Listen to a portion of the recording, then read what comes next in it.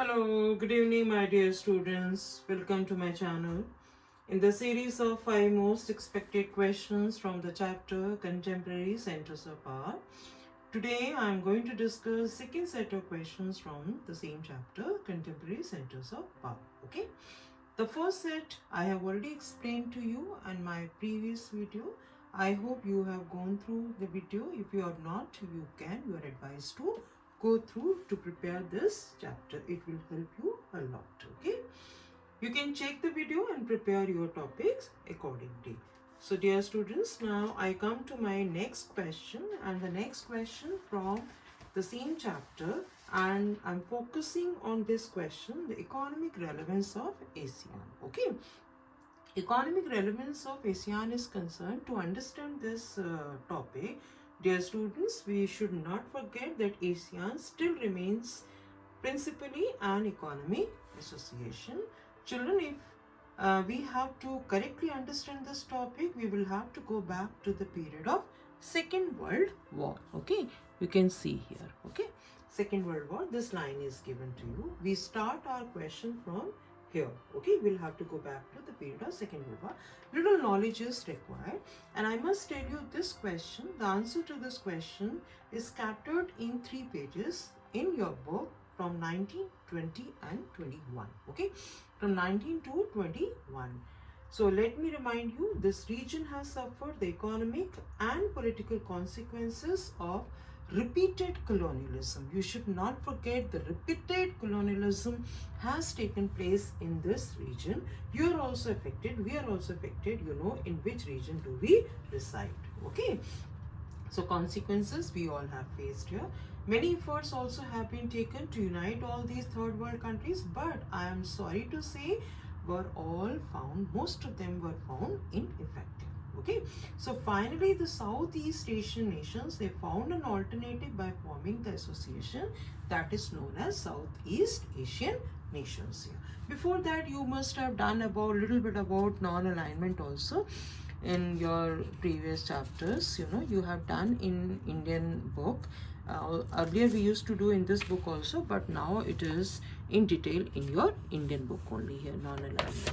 Okay, so to continue this topic here, to have more points for this same question here, the next one you will find from here. The finally Southeast Asian nation found an alternative by forming the association which is known as ASEAN. Dear children, ASEAN region as a whole is a much smaller economy as compared to EU, US and Japan. To find this answer, you can see here it is given on page number 21. ASEAN still remains principally an economic association, while the ASEAN region as a whole is a much smaller economy in compared to US, EU and Japan. Okay, but still you can say its economy is growing very fast here. Okay, correct. But Asian economy is growing much faster than EU, US and Japan. Its most important objective is to create a common market and production base within ASEAN state here. So these are the objectives given. Dear children, I must tell you, sometimes in 2 mark or 4 mark, the objectives are also asked, and if you have objective, here is an answer, from where you can take it here. Okay. The next point here, ASEAN also wants to aid social and economic development in the region. This is almost, you can say, with every association, this motive is always being there, social and economic development of the particular region. And of course, to settle the economic dispute, there are many existing ASEAN disputes. It would work to solve all the matters amicably. This point is also given here. If you will follow these lines here, the economic community would also like to improve the existing ASEAN dispute settlements mechanism to resolve economic disputes. Okay, right here. So the next one here, the last point, it is on Vision 2020. Its Vision 2020 has defined outward-looking role for the international community. Okay, we conclude by one more sentence, and the sentence is: the strength of ASEAN lies in its policies of interaction and consultation with the member states. Okay, right here. Now we end this question on this point right here. Now, after this question, I come to my next topic, the next question, according to my promise. I promise you in this video, I'll be giving you 2 questions. And I already said from this chapter, I'm focusing on 5 most expected questions here. And I'm committed to my promise. Okay.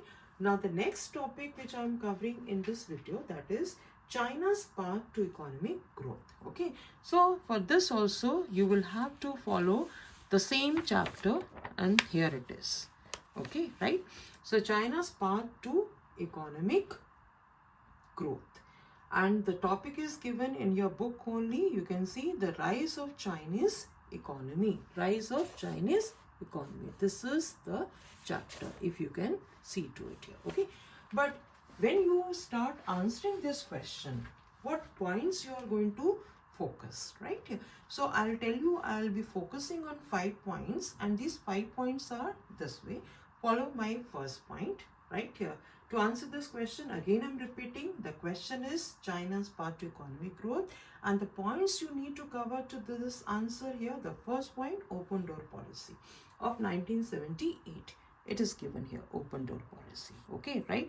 Although it is mentioned right in the beginning also here, 1978 here, page number 22. Okay, then the next one you will write the next point, the fastest growing economy projected to overtake, that is US by 2040.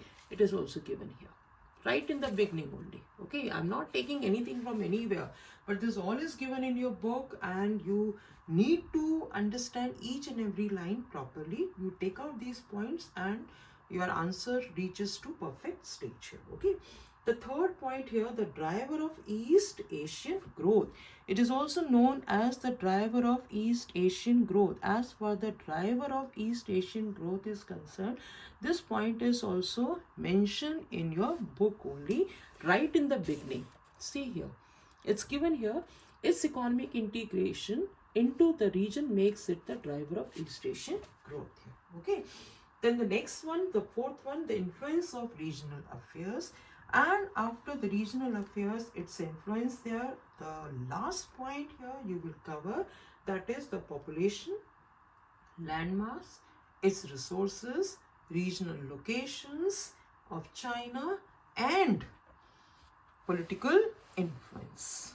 Political influence. How all strengthened its economic position.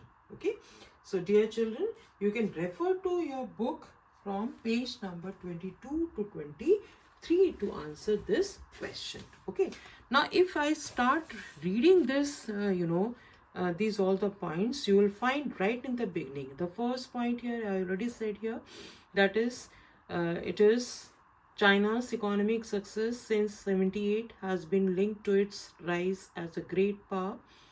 Correct here. Then its economic integration into region makes it driver of East Asian growth. Okay, so these all the points which are given in this portion, if you will follow these all the highlighted portions, you will find your answer absolutely at a fine stage. Okay, right? The last point you can cover here, the new economic policy helped the Chinese economy to break from stagnation. Privatization of agriculture led to remarkable rise in agriculture production and rural incomes. So Chinese economy, including both, that is industry and agriculture, grew at a faster rate. So China has become the most important destination for the foreign direct investment anywhere in the world here. Okay, once you write all these points, your answer is complete here. Okay, so dear children, you can refer to your book. I already said page number 22 to 23 for this answer. Okay, now I put a pause on my explanation, the words of my explanation. I hope you have understood these 2 questions. Keep following my channel. In every video, you will find something new and informative. Wait for my next video. Don't forget to like and subscribe the channel if you have not done so. Okay, so till then, goodbye children. See you. Bye bye.